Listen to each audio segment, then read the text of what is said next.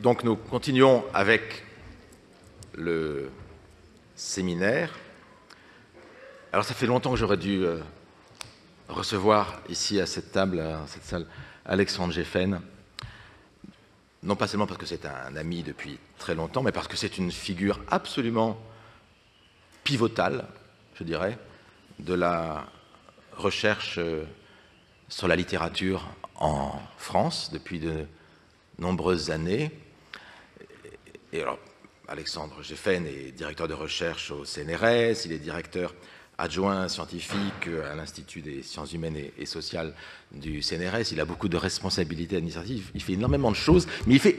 Ce qui est fascinant, c'est qu'il est un peu comme dans ce que je disais tout à l'heure, le discret et le continu. Il fait beaucoup de choses très différentes, très dénombrables, et il arrive à intégrer tout cela dans une seule personne, qui est lui-même. Si je devais définir Alexandre Geffen, ce serait un peu le couteau suisse de la recherche littéraire française.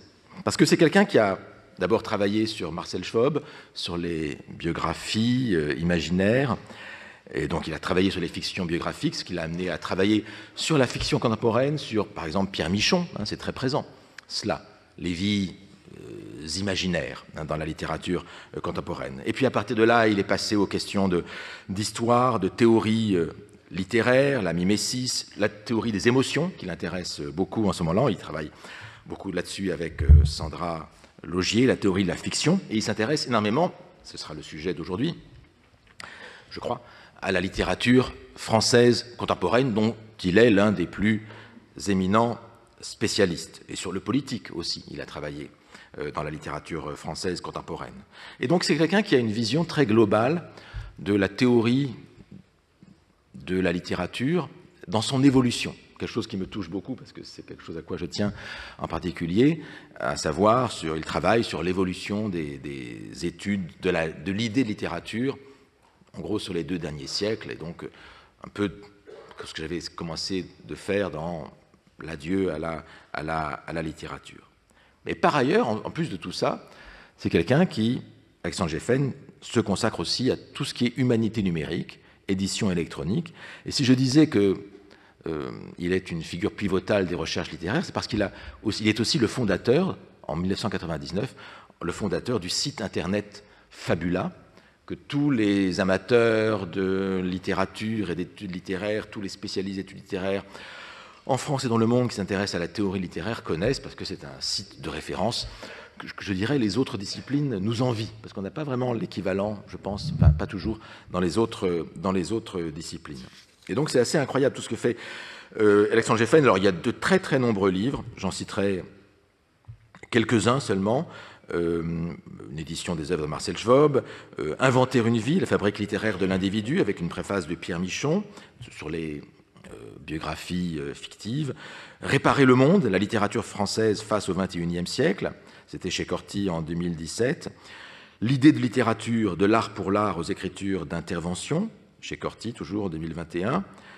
Et puis sur le numérique, Vivre avec ChatGPT, paru à l'Observatoire en 2023. Et puis, dans les cadres des fonctions importantes qu'occupe Alexandre au CNRS, Un monde commun, le savoir des sciences humaines et sociales, au CNRS édition en 2023.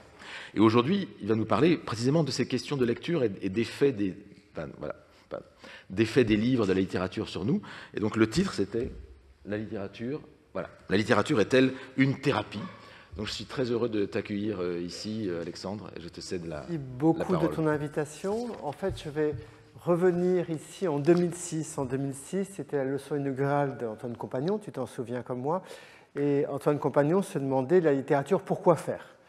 Alors s'il se demandait pourquoi faire en 2006, c'est parce que nous étions sans doute dans un paysage littéraire qui avait commencé à changer fondamentalement depuis le moment du nouveau roman, depuis les proclamations de l'inutilité, du jeu formaliste, d'une littérature ludique, ironique, et parce que nous étions entrés au début du XXIe siècle dans un autre paradigme, dans un paradigme que j'ai essayé de décrire comme étant celui des littératures de la réparation, en tout cas de littérature visant à avoir un effet sur l'écrivain et un effet sur le lecteur. Et c'est cette hypothèse largement diffusée dans les médias, hein, vous voyez en permanence ces couvertures sur les usages de la littérature, que je voudrais évoquer avec vous autour de cette notion un petit peu plus précise hein, que celle d'une efficacité, celle d'une action de la littérature, autour de la notion d'une thérapie littéraire. Hein, l'idée que la littérature nous sert non seulement à nous divertir, à nous évader, à comprendre le monde, à élucider le réel, mais aussi à nous faire du bien, à nous guérir, à nous aider à vivre. Si je crois cette question de l'usage de la littérature, d'usage à la fois individuel et collectif, s'est ouverte au début du XXIe siècle, c'est sans doute que nos sociétés avaient changé. Autant l'idée d'une littérature qui était une sorte de passe-temps, de repli, de moment où on s'isolait, où on coupait du monde, avait prévalu lorsque les sociétés qu'on appelait holistes, hein, les sociétés dans lesquelles les liens familiaux, les liens sociaux étaient très prégnants, et invitaient à une littérature pour nous séparer, pour, au fond, nous rendre autonomes par rapport à cette société. Autant lorsque nous sommes arrivés au tournant du XXe siècle, face au néolibéralisme, face à l'individualisme croissant, l'individu s'est retrouvé seul, s'est retrouvé invité à faire sens du monde par lui-même, à devoir cultiver sa propre faculté de résilience, à devoir se réparer lui-même, à devoir ne plus s'appuyer sur des liens sociaux qui n'existaient plus. Et c'est sans doute à ce moment-là, lorsqu'on est passé de sociétés holistes à de sociétés extrêmement individualistes, que la littérature s'est retournée, qu'elle n'est plus devenue un instrument d'autonomie, un instrument d'émancipation, un instrument critique, mais au contraire un instrument de liaison, un instrument destiné à opérer, à rendre service pour remédier aux souffrances, pour mieux vivre dans des existences qui n'avaient sans doute plus les mêmes cadres d'accompagnement, les mêmes systèmes d'interprétation du monde disponibles pour nous permettre de faire face d'ailleurs à des sociétés qui s'accéléraient, dans lesquelles les systèmes de signes devenaient de plus en plus inaccessibles. Hein, les grands récits, comme disait Lyotard, hein, du marxisme, du progrès, étaient devenus indisponibles lorsque, au tournant du XXIe siècle, avec la mondialisation, avec la complexification d'un rapport au monde dans lequel on devait prendre en compte l'écologie, un rapport complexe à l'altérité qui n'est plus un rapport de domination, eh bien l'individu s'est retrouvé face à une nouvelle complexité.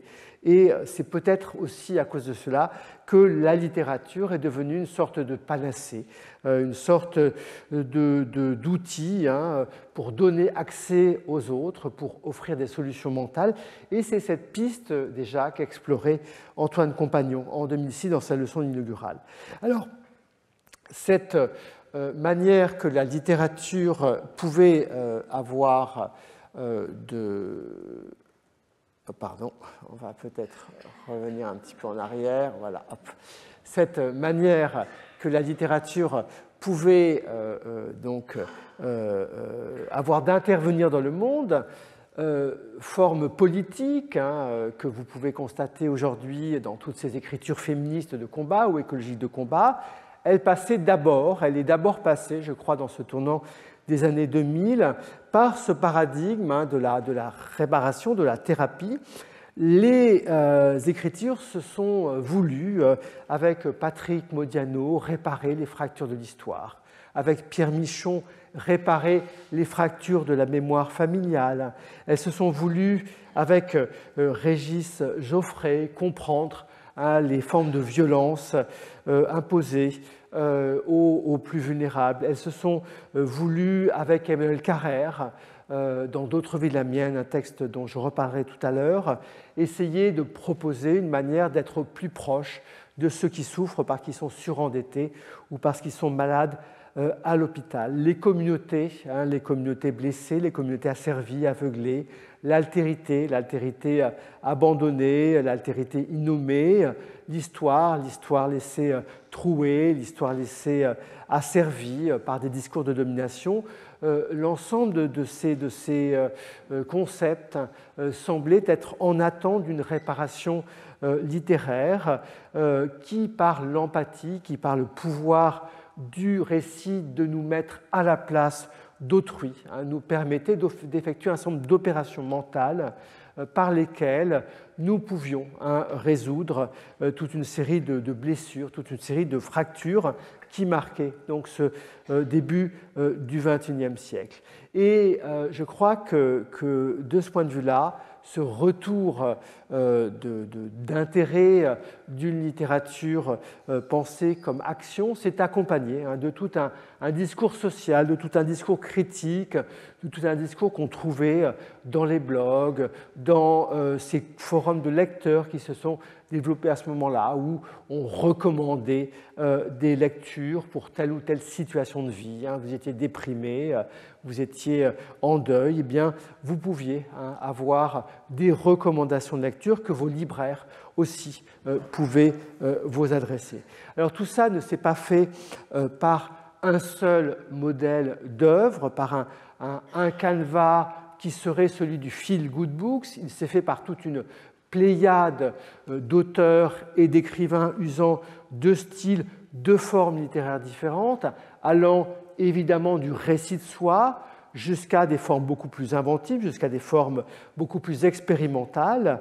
Il ne s'est pas simplement agi de manifester une empathie sociale à la François Bon, à la Daniel Savenave, ou une empathie mystique à la Pierre Michon, mais on a décliné en fait toute une forme, toute une gamme finalement d'écriture qui pouvait passer par des romans traditionnels, comme par exemple Éric Reinhardt, pour comprendre les formes d'emprise et de domination et les dépasser, ou des formes beaucoup plus hardies d'écriture fragmentaire, d'écriture brisée, comme celle qu'ont proposée un Pierre Paché, par exemple, à la limite de l'essai.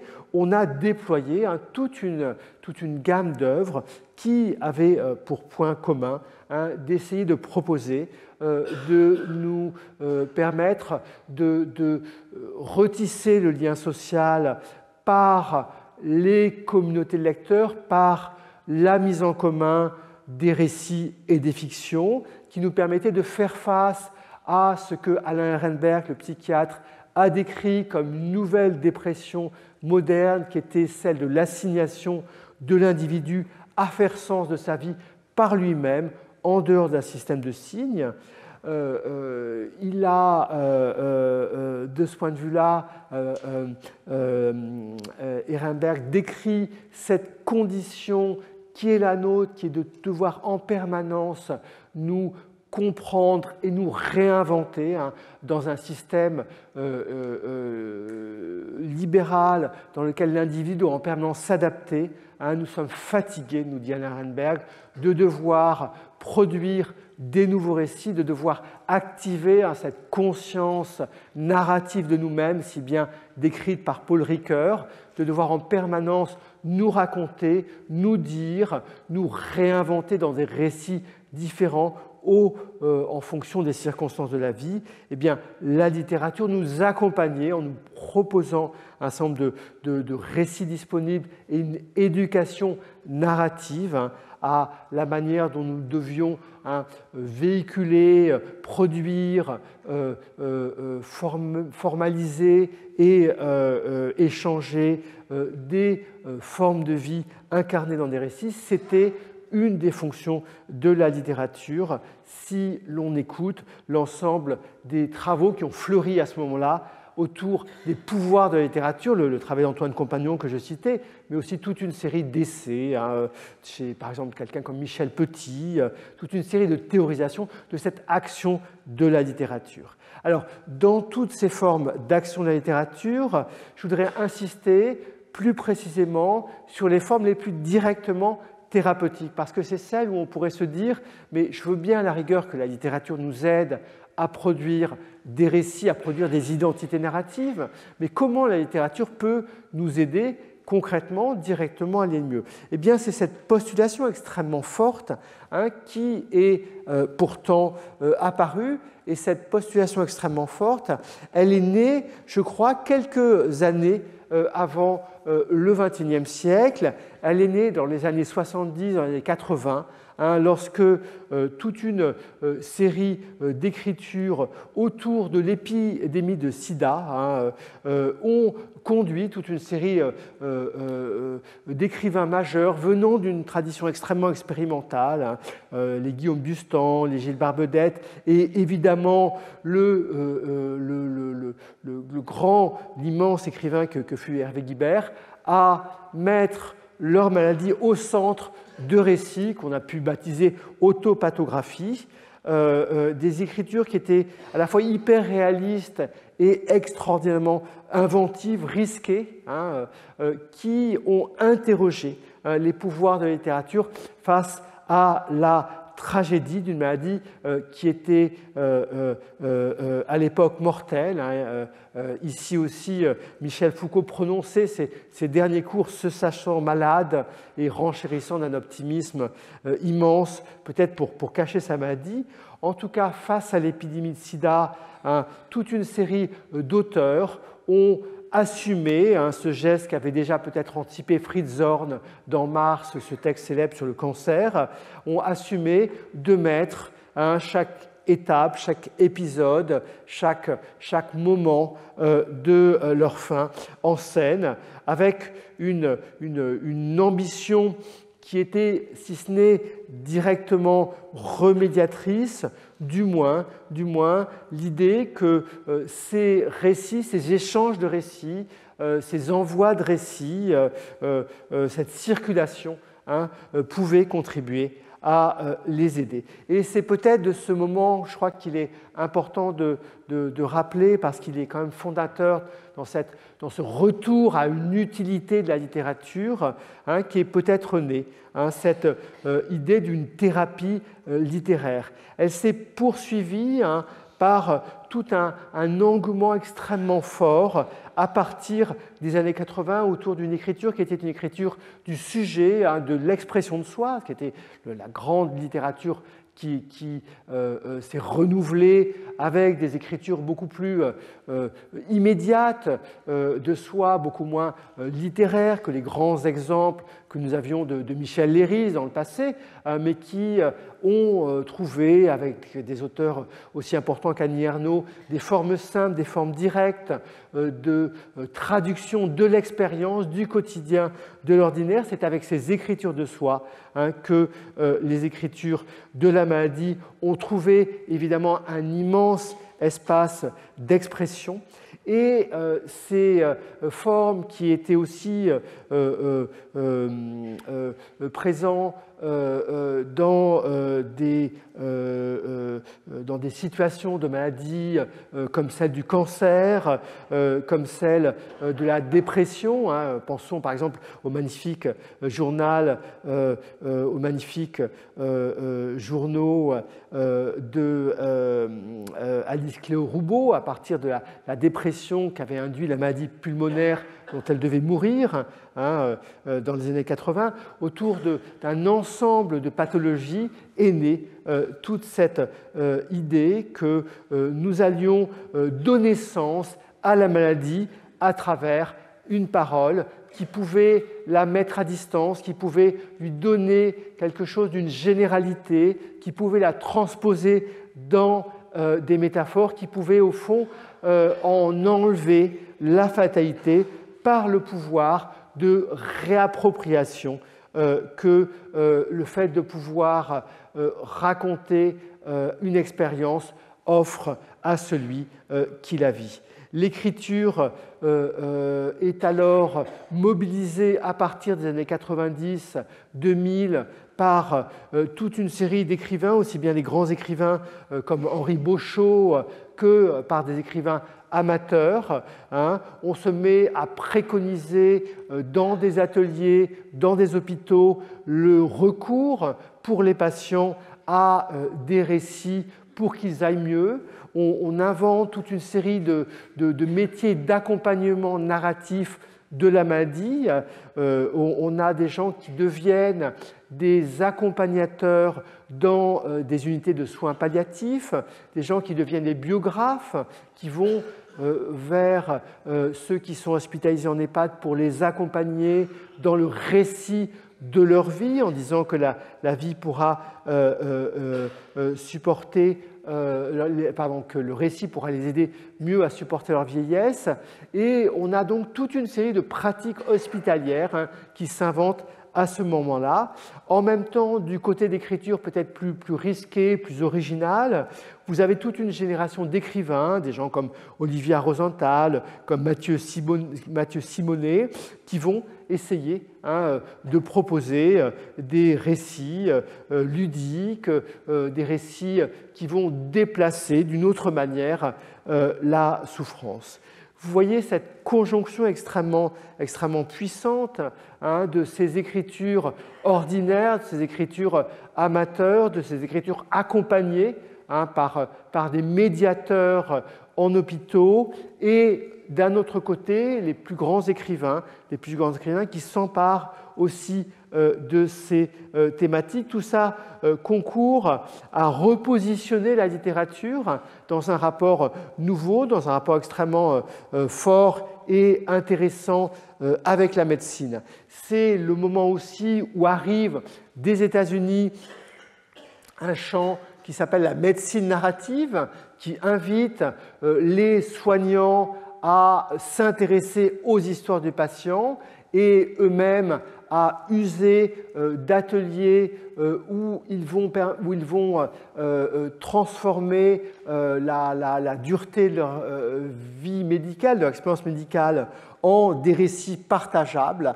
Tout ça participe d'un moment où on voit aussi dans les universités fleurir des formations qui sont à la frontière de la médecine et de la littérature, à la fois à destination des littéraires pour essayer de leur faire comprendre comment la littérature peut être mise au service des patients, mais aussi à destination des médecins pour les sensibiliser à l'intérêt de la lecture. C'est un moment où aussi viennent écrire et deviennent célèbres des écrivains médecins comme Patrice Autréau ou comme le plus célèbre Martin Winkler. Martin Winkler, dont La maladie de Saxe est un des grands best-sellers du tournant du XXe siècle, je ne sais plus combien, c'est pratiquement 1 million d'exemplaires, et Martin Winkler, dans cette citation, évoque le fait que écrire et soigner participent d'un même geste. Martin Winkler va raconter son expérience de médecin généraliste, de médecin de campagne. Il va montrer comment la littérature permet de compléter ce travail de remédiation en allant dans des espaces que la médecine ne peut plus toucher, les morts, les filiations brisées. Il s'intéressera beaucoup, vous le voyez, dans le rapport de souffrance que son père avait eu vis-à-vis de la société. Il investira cela de ses récits et il pensera, comme ces humanités médicales qui naissent à ce moment-là, des complémentarités extrêmement puissantes entre l'action concrète de la médecine et l'action symbolique de la littérature. Bien sûr, ces modèles sont extrêmement anciens. Tout ça peut trouver des sources dans une très ancienne tradition humaniste. L'historien grec Diodore de Sicile racontait qu'en haut, au fronton de la bibliothèque de Ramsès II, il y avait l'inscription « lieu de guérison pour l'âme ». Et toute une filiation n'a cessé de raconter ce pouvoir de la lecture. Montesquieu disait en 1726 qu'il n'y avait jamais une heure de chagrin et de souffrance qu'une heure de lecture n'ait dissipée.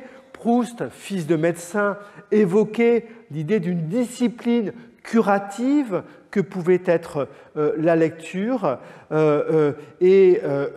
Clairement, la tradition philosophique a rejoint cette tradition humaniste en évoquant la manière dont la philosophie elle-même, la sagesse philosophique elle-même, pouvait être mobilisée au profit du sujet souffrant. Vous savez, c'est évidemment ce qu'on trouve chez quelqu'un comme Alain de Botton, mais aussi chez beaucoup de vulgarisateurs d'une philosophie pour mieux vivre et moins souffrir, qui recourent notamment à Spinoza, qui est un des grands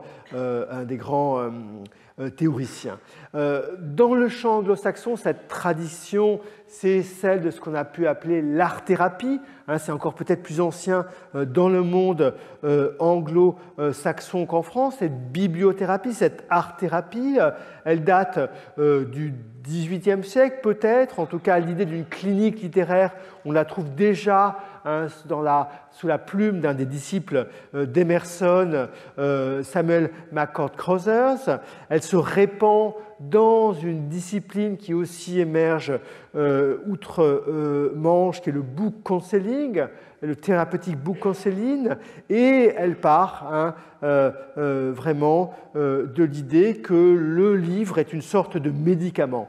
En France, elle se trouve relayée par toute une série d'essayistes, Marc-Alain Watkin, mais aussi évidemment Régine Détambel, l'auteur de cet essai « Les livres prennent soin de nous », qui propose d'utiliser la littérature, non pas la littérature des feel-good books, des bouquins qui seraient juste des constructions un petit peu artificielles pour aller mieux le temps d'une lecture, mais d'explorer la capacité que le livre a de proposer mentalement au lecteur des alternatives possibles à la souffrance qui l'assaille, en lui permettant de la réélaborer, de la réorganiser, de lui donner une organisation, une structure, une dimension, des connotations créatives, théorise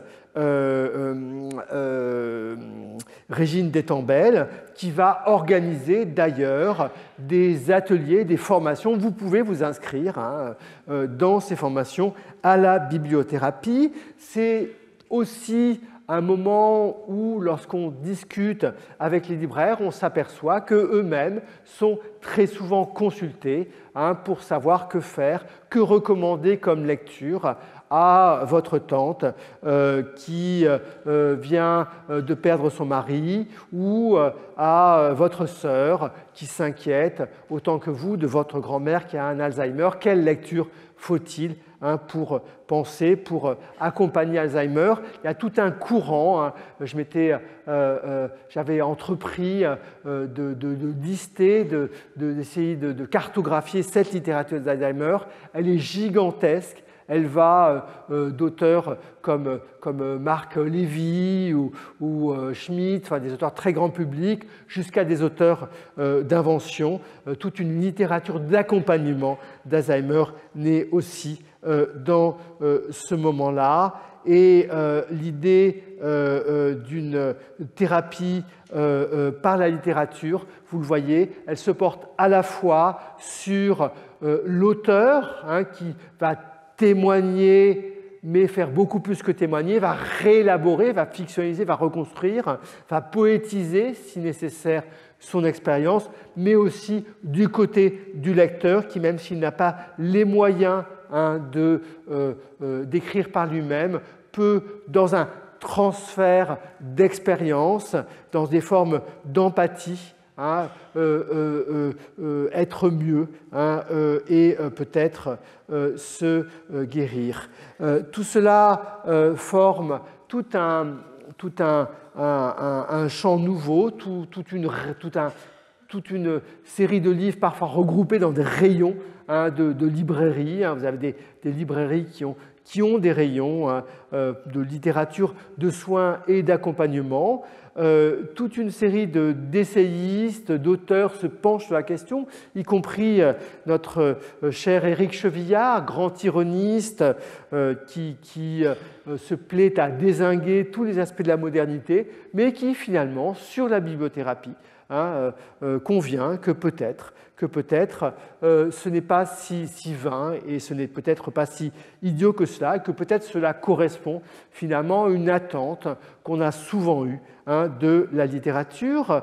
La littérature est non seulement un outil d'apprentissage existentiel, mais aussi une ressource face à la douleur, je vous le disais tout à l'heure, dans des situations où l'accès au médecin, où l'accompagnement familial, où l'accompagnement de la communauté était devenu indisponible, dans des situations d'individualisme, d'accélération de nos vies. La littérature offrait ce moment peut-être de repli et ce moment de lien à travers toutes ces socialisations de la littérature qui l'ont accompagné.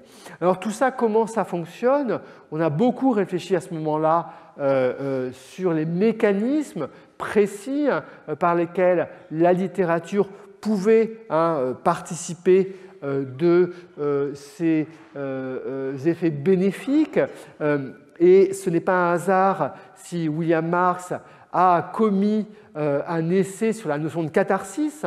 La notion de catharsis revenait vraiment au cœur des interrogations contemporaines. Lorsqu'on s'est interrogé sur les effets de la littérature, le premier concept qui a émergé grâce aux travaux de William Marx, c'est ce concept de catharsis, ce concept de purgation. On purgeait ses humeurs modèles, c'est un concept qui vient de la médecine et c'est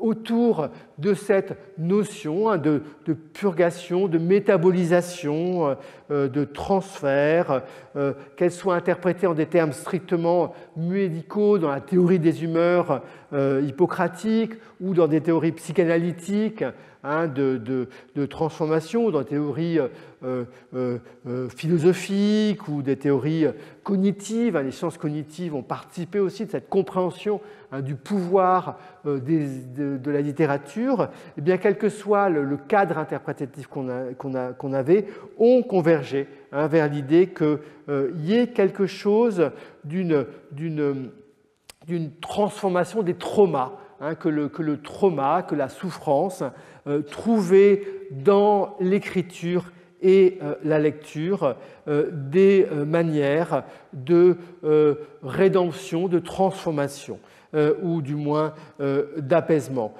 Toute une réflexion s'est développée aussi autour d'autres métaphores, la métaphore d'exorcisme littéraire, la métaphore également de viralité de la littérature, de prophylaxie. Tout un vocabulaire médical s'est mis en place à la conjonction de la littérature et la médecine pour essayer de comprendre comment, par exemple, pour citer un auteur, on va pouvoir développer un système immunitaire émotionnel face aux malheurs du temps, face aux souffrances du temps. On n'est peut-être pas si loin, au fond, de ces exercices spirituels d'immunisation stoïcien dont Pierre Hadot nous avait rappelé l'importance dans la tradition philosophique, dans des essais qui avaient précédé ce courant-là. Alors, tout ça, c'est également accompagné d'une littérature que j'ai essayé de décrire comme une littérature du soin. Je vous parlais tout à l'heure de cette notion de littérature relationnelle que j'essaie de développer. Plus largement, la littérature du soin ou du care, si vous êtes partisan des théories anglo-saxonnes développées du côté de ce qu'on appelle l'éthique du care, qui vont mettre en scène, qui vont décrire, qui vont valoriser la manière dont la littérature participe d'un rapport à autrui, d'un rapport de bienveillance, d'un rapport d'accompagnement. La littérature du care, c'est celle qui, dans le récit d'Emmanuel Carrère, va décrire les soins hospitaliers, y compris les soins les plus ingrats. Celui qui maquille le mort, nous décrit Emmanuel Carrère, était une sorte de héros de ce soin moderne, comme d'ailleurs celui qui, parce qu'il est juge, va accompagner les surendettés. Il y a un parallèle chez Carrère entre le soin médical et le soin social, et un parallèle avec le travail de l'écrivain. L'écrivain est celui qui va prêter sa plume et donc participer de ce travail de soin. L'écrivain est celui qui soigne de la même manière que le juge qui rend justice et que le médecin et que les soignants qui accompagnent. La littérature va fortement essayer de s'investir dans ces espaces ingrats que sont les hôpitaux, les EHPAD, les lieux de souffrance sociale, pour essayer d'être attentif à la vulnérabilité d'autrui. La littérature est ce qui permet de mettre les mots justes, les mots les plus fins sur ces formes, les formes variées de vulnérabilité, ces formes où le langage nous manque. La littérature vient les accompagner, pourrait-on dire. C'est une littérature qu'on pourrait qualifier également d'attentionnelle, où toute la valeur, c'est de rendre dans une attention sursollicitée par les médias, par le numérique, de rendre un temps d'attention à celui qu'on ne voit plus. Et c'est une littérature qui n'hésitera pas à revenir à des formes modestes, à des formes simplement d'enquête narrative. Elle se fait souvent avec ce que j'appelle là, ce mot de déflation, disons cette modestie de la littérature dans la manière dont on va décrire ceux qui sont privés de parole, ceux qui sont subalternes, ceux qui sont minuscules, comme le dirait Pierre Michon. C'est la catégorie vraiment de l'ordinaire, l'ordinaire de la détresse, l'ordinaire de la souffrance, le refus d'avoir un grand discours explicatif, d'avoir des grands discours moraux qui est en jeu. Alors, quelques mots pour conclure à l'égard de ces écritures relationnelles, attentionnelles, thérapeutiques, qui vont prendre soin, qui vont prendre en charge, qui vont se soucier d'autrui. Vous voyez la rupture extrêmement forte qu'elles ouvrent par rapport à ces écritures de distance. Maurice Blanchot disait « La littérature ne fait rien, n'ajoute rien, elle laisse être ce qui est ». Au contraire, la littérature contemporaine ne laisse pas le monde être ce qu'il est. Il entre en lutte, mais il n'entre pas en lutte par un engagement politique, mais d'abord par un engagement sensible, par un engagement qui est une invitation à l'empathie, à l'attention. Tout ça suscite évidemment des réactions, des polémiques, des débats extraordinairement intéressants. Cette littérature thérapeutique peut être critiquée parce que chez un Philippe Forest, avec lequel j'ai eu toute une série de discussions, notamment par médias interposés, Philippe Forest raconte dans cet ouvrage admirable qui est L'Enfant éternel la mort de sa fille à 7 ans d'un cancer. Et ce que dit Philippe Forest par rapport à ce paradigme thérapeutique, c'est que non, la littérature, au contraire, elle ne répare rien du deuil, mais au contraire, elle doit laisser les blessures ouvertes.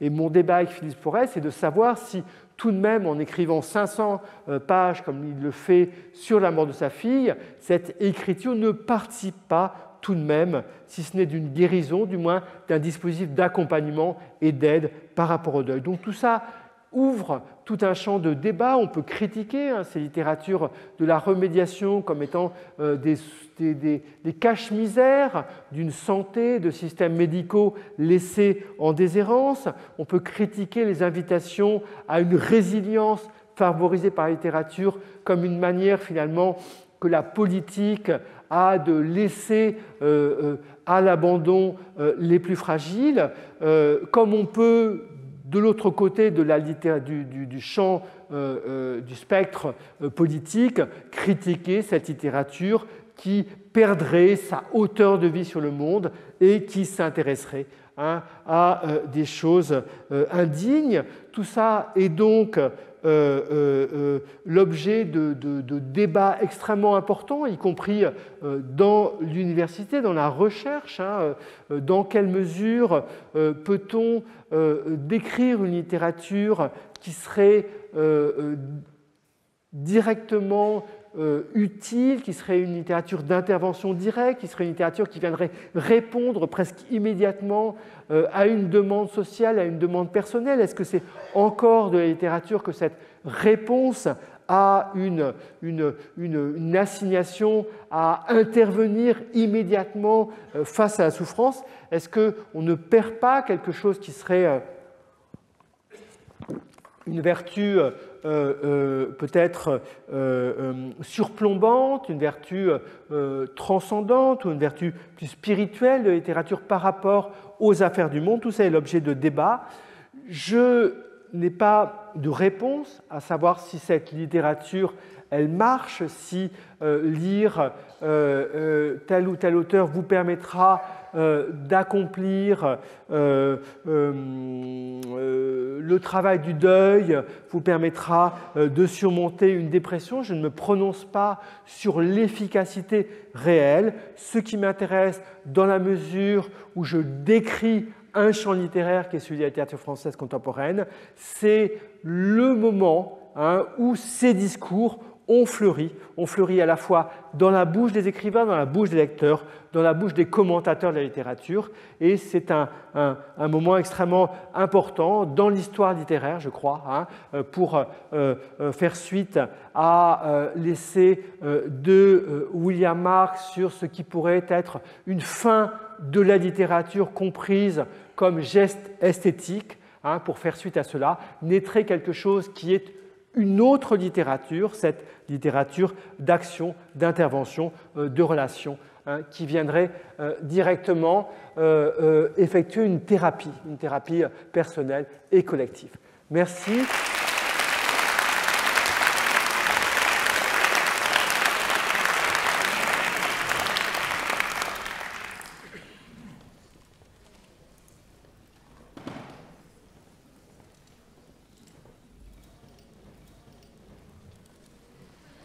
Merci, Alexandre. Je pense que tout le monde a été très convaincu par cette description de tout un champ littéraire qui est en pleine effervescence. Comme tu l'as dit, depuis assez longtemps, en fait, depuis au moins les années 1980. Je crois qu'effectivement, l'épidémie de sida a été un moment majeur, même si je ne suis pas sûr qu'Emmanuel Guibert voulait réparer quelque chose par... Enfin, il insistait beaucoup sur la souffrance, sur le côté poignant de son histoire. Je ne sais pas si, de cette manière, il y avait une sorte de... Il me semble que ce qui se passe, c'est moins une réparation parfois que, pour reprendre le terme d'Annie Ernaux, une question de vengeance. Comme qu'elle dit, venger sa race. La formule a été largement commentée, on ne va pas la commenter ici. Mais il y a l'idée de prendre une revanche aussi. Prendre une revanche par une œuvre littéraire sur une maladie qui vous enlève les plus belles années de votre vie et qui vous fait souffrir. Il me semble que chez Guibert, c'était un peu ça qu'on avait, plutôt qu'une réparation. C'est une littérature de rage, oui, en effet, oui. De rage, de colère.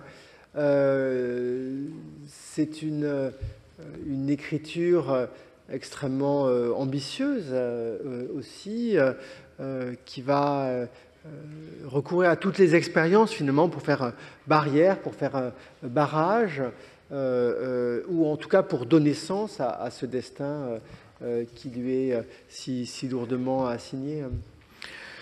Alors, à la fin de ton exposé, tu as éludé la question à laquelle tout le monde pense, c'est-à-dire, est-ce que ça marche?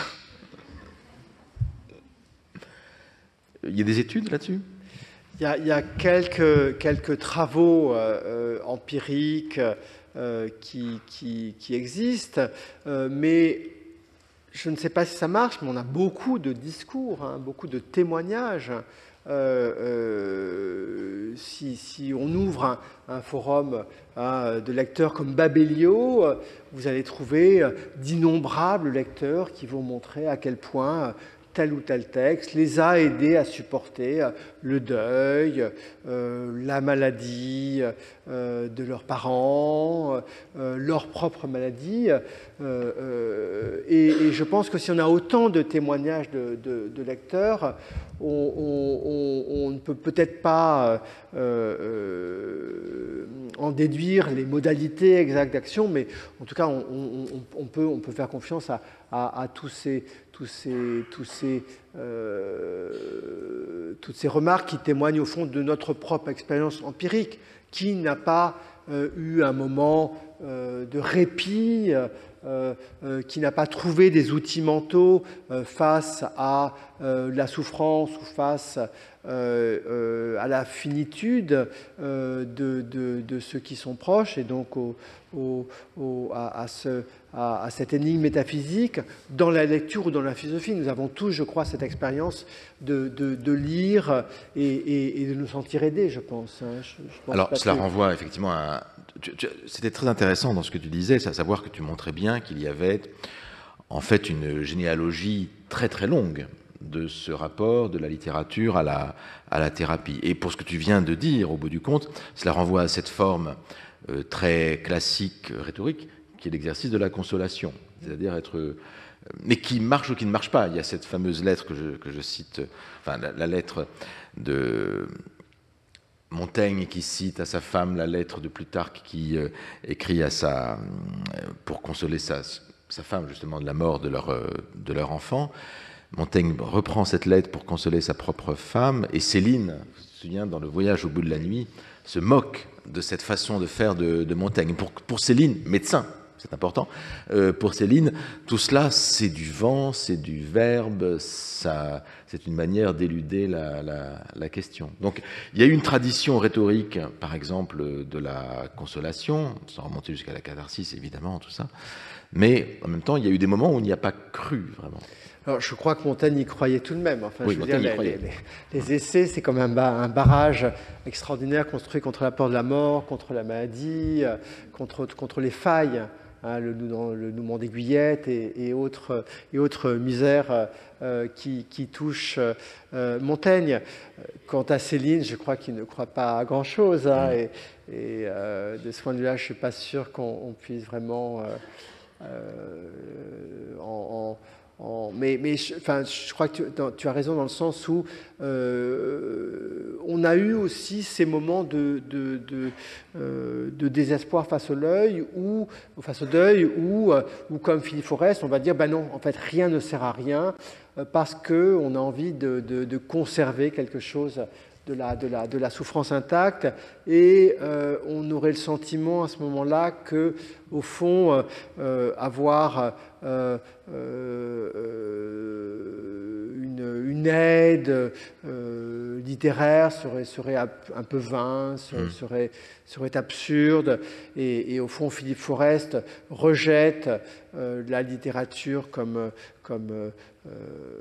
résilience ou comme accompagnement, de la même manière qu'il rejetterait l'usage des antidépresseurs ou des anxiolytiques en disant non, je veux conserver sans doute la mémoire de sa fille dans sa vérité, dans sa brûlure même. De ce point de vue-là, Philippe Forest tout de même se revendiquait de la filiation esthétique formaliste un peu plus ancienne. Je citais dans l'adieu à la littérature, autant que je me souvienne, ce poème de Dylan Thomas sur la mort d'une fille, où il dit, voilà, en fait, il n'y a rien à dire, la poésie ne peut rien là-dessus. Donc un peu dans le même... voilà, dans la même perspective. Mais il est vrai que ce qui me frappe peut-être dans l'émergence, alors c'est pas l'émergence, mais peut-être, tu as beaucoup insisté, ça ne renvoie pas à toute la littérature, parce qu'il y a toute une littérature qui ne fait pas ça, heureusement. Mais la profusion de cette littérature qui se donne une ambition plus ou moins thérapeutique correspond aussi à une évolution dans la médecine, où on prend en compte le caractère du placebo. Donc qui est inclus lui-même, le placebo, dans les protocoles thérapeutiques. Tu as quand même dit la part active que jouent les hôpitaux, les institutions médicales dans l'exploitation de ce type d'écriture, en particulier par les patients eux-mêmes, des groupes d'écriture qui peuvent être animés par des écrivains eux-mêmes. Je sais que Mathieu Simonet en a fait. Mais ça remonte à loin. Je ne sais pas si tu as... dans l'Antiquité, il y a cet écrivain grec qui est spécialiste de raconter ses propres maladies et ses propres traitements, c'est Élius Aristide. Je te le recommande comme lecture, ça permettra de mettre une perspective. Élius Aristide est quelqu'un qui, dans toute l'œuvre, consiste à raconter comment il est malade, comment il va régulièrement dans les sanctuaires d'Asclépios pour se faire soigner. Et l'une des manières de se faire soigner en Grèce, dans les sanctuaires d'Asclépios, c'est de dormir dans le sanctuaire et de recevoir des rêves du dieu. Et donc, le dieu lui envoie des rêves et il raconte, les uns après les autres, ces différents rêves. Donc, je t'invite à... Merci beaucoup. Très belle référence. Il raconte le détail de ses maladies et les rêves que lui envoie le dieu pour guérir ses maladies. Donc, on est à la frontière du sacré, quasiment de la psychanalyse. C'est assez étonnant. Je t'invite à regarder ça. Mais ce qui pose la question, au bout du compte, de la spécificité de notre moment, du moment que nous vivons. J'essaie de la décrire par une rupture assez nette et assez franche, avec un rêve esthétique formaliste, qui a été le moment du nouveau roman, qui a été cette extraordinaire abstraction littéraire qui prévalait, qui dominait, dans laquelle la littérature s'était complètement coupée de l'histoire et du monde, de l'histoire au double sens d'ailleurs, de l'histoire avec un petit H, avec un grand H, et qui avait poussé le rêve moderniste jusqu'à l'extrême consistant à se contenter dans un roman de décrire un plafond, ou une fêlure dans un mur, etc. Et donc, clairement, quand tout d'un coup les choses se renversent, tout le monde est extrêmement troublé, parce qu'on a tous cette culture littéraire qui est partie de cette vision épurée de la littérature, la vision aussi qu'avait Flaubert, la littérature sur rien, etc. Donc, en tout cas, ma génération, et sans doute la vôtre, a été éduquée sur cette idée d'une intransitivité de la chose littéraire. On a tous lu Barthes et l'idée que le vrai écrivain, c'est celui, au fond, qui laisse le langage parler, qui ne doit pas parler du monde, qui ne doit pas parler de l'expérience. Et tout d'un coup, là, sans doute, la société se retourne dans ces années 80-90. Les discours explicatifs deviennent indisponibles, la société se sécularise de manière accélérée, les formes d'accompagnement traditionnelles de l'individu disparaissent. Et là, tout d'un coup, comme ça, en quelques années, dans un tournant qui a été décrit par d'autres que moi, par Dominique Viard, des années 80, la littérature devient tout au contraire ce qui nous est directement utile, même ce qui nous est directement indispensable. Dominique Viard parle d'un partenaire d'élucidation qui serait devenu indispensable pour comprendre un monde auquel on n'a pas accès. Et j'essaie de compléter en disant que c'est un partenaire aussi de guérison à ce moment-là, peut-être parce que nous ne pouvons plus nous appuyer sur les mêmes systèmes de santé. Oui. Alors, tu dis deux choses différentes. Ce que je viens de dire, j'y souscrirais assez volontiers, à savoir qu'il y a vraiment une sorte d'effet de balancier dans l'histoire de la littérature, c'est ce que tu viens de dire, à savoir qu'on passe d'une littérature très formaliste à une littérature qui l'est beaucoup moins et qui, après, ce qu'on pourrait décrire comme l'assèchement formaliste, eh bien, essaie de revenir vers quelque chose qui est de l'ordre qui donne plus de chair, qui est une reprise de contact avec le social, avec le personnel, l'individuel, avec le figuratif, en quelque sorte la figure humaine, l'incarnation du texte littéraire dans la société. J'étais un peu, parce que tu disais au départ, tu ne disais pas tout à fait ça dans ton propos liminaire. Tu disais que c'était plutôt une évolution sociale. On peut imaginer, effectivement, on va plus vers l'individualisme. Mais cela dit, quand on regarde l'histoire de la médecine, je pense qu'on n'a jamais aussi vécu en meilleure santé qu'aujourd'hui, aussi longtemps et de manière aussi valide. Donc la médecine, je te parle de nos sociétés occidentales, riches, la société, la médecine a fait des progrès incroyables. Donc on pourrait imaginer que c'est plutôt dans les moments où les gens étaient très malades assez vite que ce type de littérature aurait pu proliférer. Oui, je comprends, mais la médecine a beaucoup évolué, c'est-à-dire que la médecine moderne est une médecine extrêmement technique, hein. C'est une médecine d'expertise, d'analyse, dans laquelle la relation au patient disparaît, la prise en compte de son histoire, on n'a plus le temps, les médecins n'ont plus le temps de s'intéresser vraiment au sujet, et c'est pour ça qu'en contrepartie, après ce moment ultra scientiste peut-être de la médecine, la médecine narrative revient pour essayer de compenser, de retrouver un équilibre.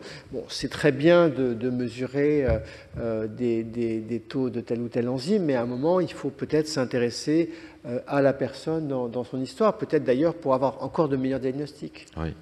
Et c'est très très fort, enfin on peut terminer là-dessus, mais je crois qu'effectivement ça correspond à une évolution de la médecine, hein, effectivement, aussi l'idée qu'il faut prendre en compte le patient en tant que sujet, et pas seulement effectivement comme un numéro à l'hôpital. Il y a toute cette longue tradition de médecins écrivains, et tu as cité Martin Winkler récemment, on pourrait en trouver Georges Duhamel, Victor Ségalen. Voilà, Ségalen, enfin, c'est assez nombreux, mais qui ne parlaient pas nécessairement de questions médicales. Mais il y en a un, pour le coup, auteur de best-sellers comme Winkler, et j'ai été frappé, le connaissant un petit peu, j'étais une fois au Salon du Livre, c'était Baptiste Beaulieu. Ah oui, en effet. Ouais. Et Baptiste Beaulieu, lorsqu'il signe, on peut terminer là-dessus, sur cette image, mais je te donnerai la parole pour conclure. Baptiste Beaulieu, lorsqu'il était au Salon du Livre, derrière sa table, en fait, les lecteurs, les lectrices ne voulaient pas nécessairement qu'il signe un livre. Si, ils voulaient qu'il signe le livre pour eux, mais ils voulaient surtout être embrassés par Baptiste Beaulieu. En fait, il y avait l'idée du contact charismatique du médecin écrivain qui met les mots sur les souffrances des gens et qui va communiquer quelque chose de ça. Enfin, le contact était particulièrement physique, extrêmement affectif, extrêmement émotionnel. Ça m'a vraiment frappé, cette expérience-là. Oui, je crois que c'est un moment où l'écrivain n'est plus celui qui est dans sa tour d'ivoire, celui qui est devenu qui était devenu une instance abstraite, mais au contraire, l'écrivain, c'est celui à qui on écrit, à qui on envoie des lettres, qu'on va voir dans des salons littéraires, avec qui on fait des ateliers d'écriture, qui devient proche, qui devient beaucoup plus proche de soi. Et d'ailleurs, le nombre de personnes qui ont des pratiques littéraires se démultiplie. Donc clairement, le statut de la littérature devient quelque chose de beaucoup moins intimidant et distant, de beaucoup moins exceptionnel, mais devient une pratique ordinaire pour beaucoup de Français. Dans les études du ministère de la Culture, on est jusqu'à 7% de Français qui ont une pratique de l'écriture et jusqu'à 30% de Français qui rêvent au moins d'écrire un livre. Oui, c'est l'art démocratique par excellence, c'est ce qui en fait effectivement quelque chose qui est accessible à tous comme traitement en quelque sorte.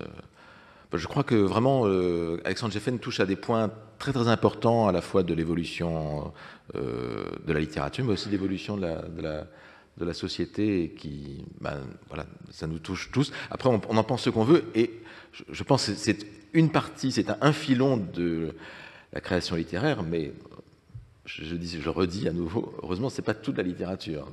Toute la littérature ne se...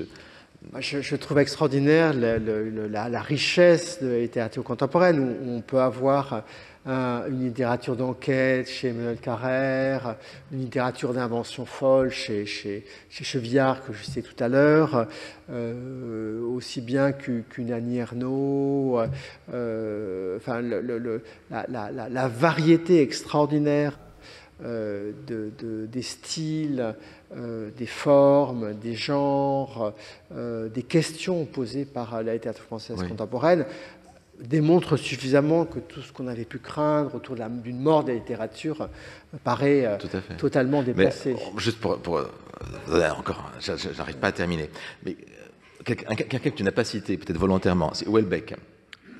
Houellebecq, fait, me semble-t-il, exactement l'inverse. C'est-à-dire que lui, au contraire, il ne va pas essayer de guérir, il va essayer au contraire de montrer ce qui ne va pas et d'enfoncer le poignard et de le tourner dans le social, dans les choses. C'est un peu ça. Ah, mais le dernier est un extraordinaire roman d'apprentissage de la maladie. Hein.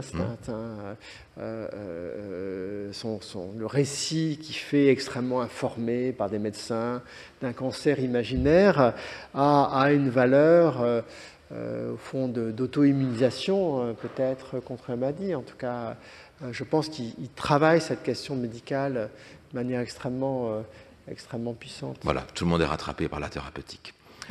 Merci Alexandre Geffen.